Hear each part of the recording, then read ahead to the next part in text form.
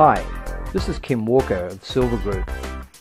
I'd like to take a few moments to introduce to you the 50 plus market in the Asia Pacific region. The 50 plus market in this part of the world boasts the oldest market in the world, the largest 50 plus market in the world, and the fastest aging markets in the world. It'll probably come as no surprise to most that in this world of ours, the oldest single country is Japan, with a whopping 43% of its population already over the age of 50 years.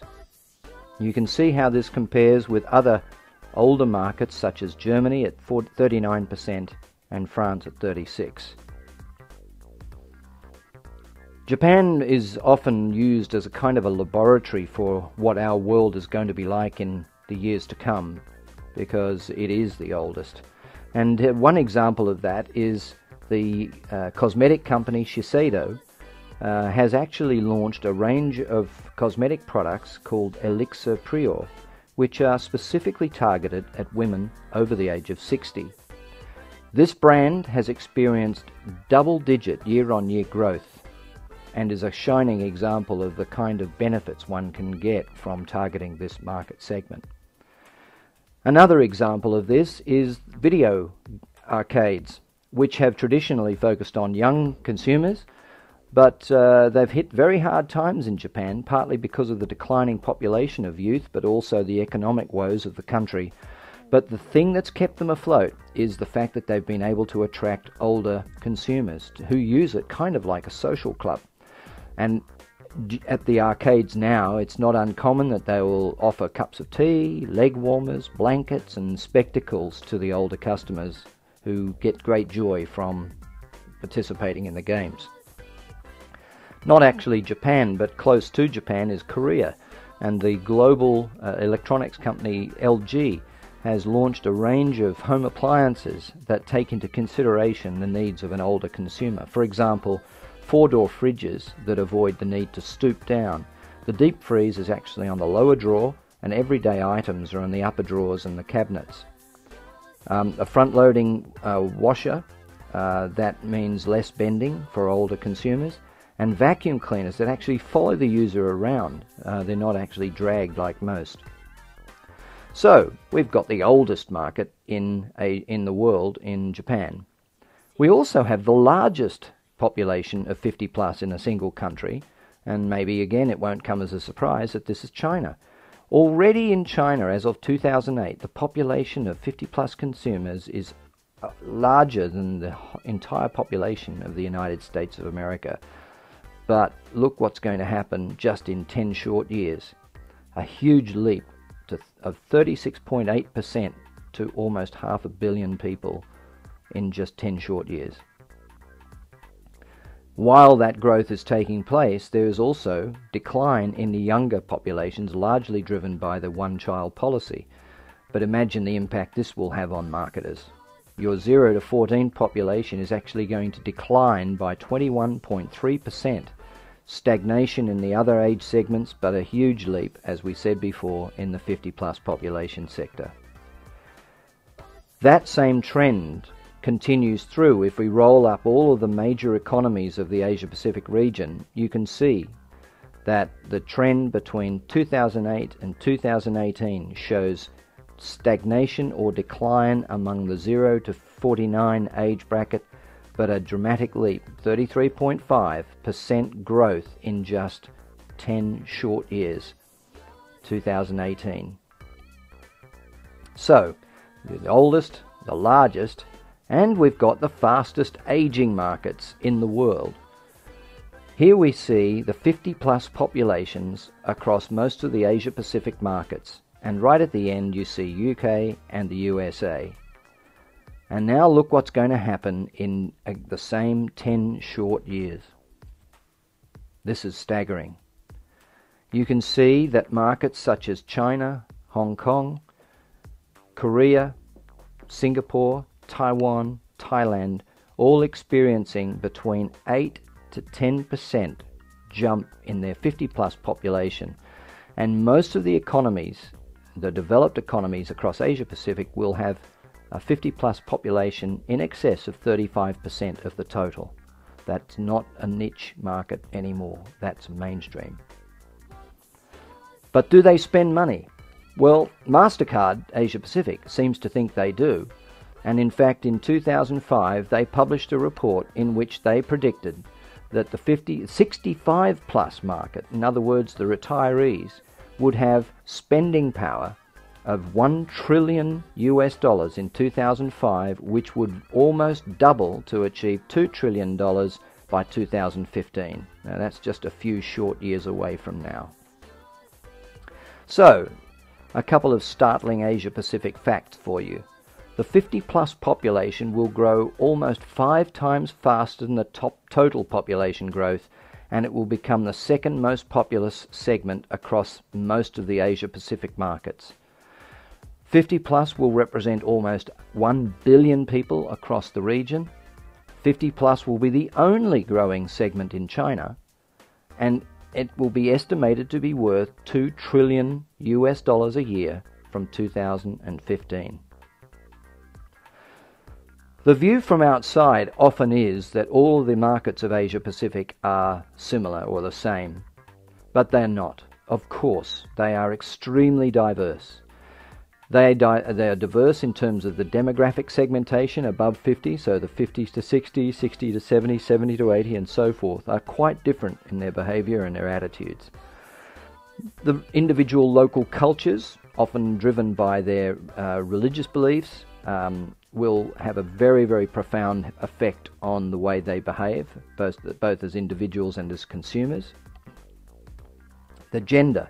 Just as elsewhere in the world, we have a greater longevity for females and a very powerful female presence in this region, where the woman often tends to keep control of the purse strings.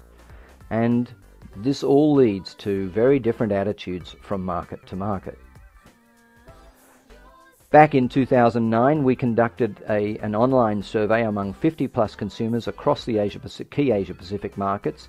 We achieved 170,000 responses, so this is fairly robust data. And we asked a question. Companies are far more interested in designing and selling products to the young rather than their parents, and we looked for the agreement on that. And you can see quite clearly that the youngest market of all, the disproportionate young market of India, there was a greater agreement with that.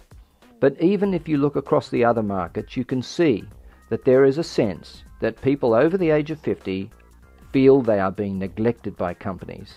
In other words, there's an opportunity for companies that can be the first mover to make these consumers feel wanted.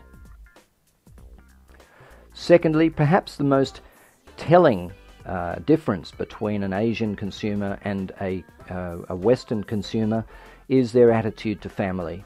So we asked the question, even in retirement, my first priority will be to ensure the welfare of my family. And unsurprisingly, a low rate of agreement in Australia relative to the other Asian cultures. But surprisingly, Singapore came in with 34% agreement. And Singapore, among all of the Asian markets, is perhaps the most westernized. And the markets of China, Japan, Hong Kong, very much driven by the Chinese Confucian ethic. The Indian culture is also well known to be extremely family-centric. But I guess the point across this is that you can see, even within the Asian markets, there are quite different attitudes to retirement and the family. The other thing is that, as we know, globally, there is a difference between chronological age and perceived age. So people tend to think of themselves being younger, and this is more evident among the younger baby boomers, for example. But we asked the question, how do you think, feel, and behave relative to your actual age? And we got a large number of agreements on this statement, particularly in Japan, who are all already quite old, and they are doing whatever they can to think, feel, and look younger for longer. But you can see Australia, very much so. Less so in India because of the very, very young age profile. people tend to be relegated to be older, younger in that market. So, we've established that there are differences across the Asia-Pacific markets, differences in demographics in terms of the segmentation of ages above the ages of 50, differences in their culture, their gender makes differences, and of course this all drives differences in attitudes and behaviours. But there is something that everyone has in common. We tend to focus too much on things that makes us different, but there is one uniting factor that came through in this research that we conducted in 2009.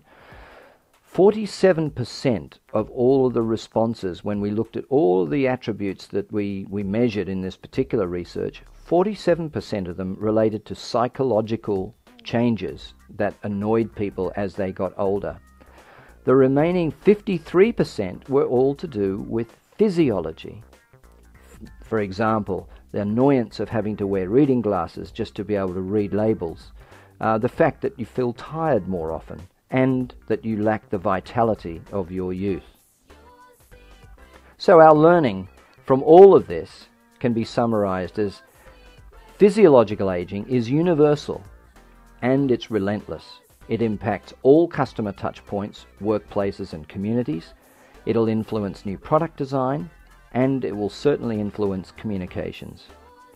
Older customers don't want to buy old people's products, and if we try to sell them and position it as an old person's product, it is likely to be rejected outright, particularly by the baby boomer generation.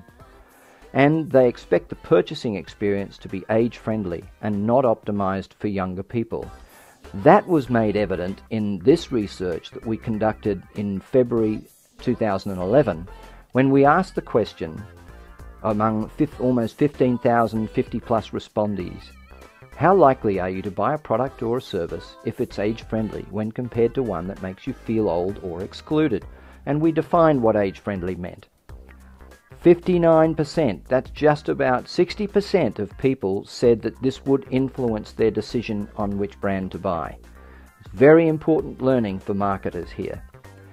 Companies that get this and take advantage of this are going to be able to maintain the loyalty of their 50-plus consumers and quite possibly attract competitive 50-plus customers into their brand franchise.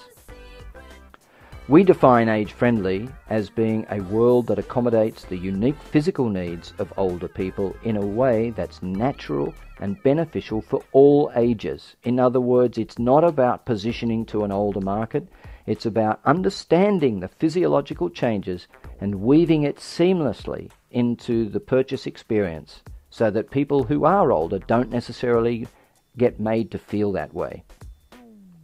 So, to summarize, Asia Pacific has the oldest, the largest and fastest aging markets in the world, and they have wealth.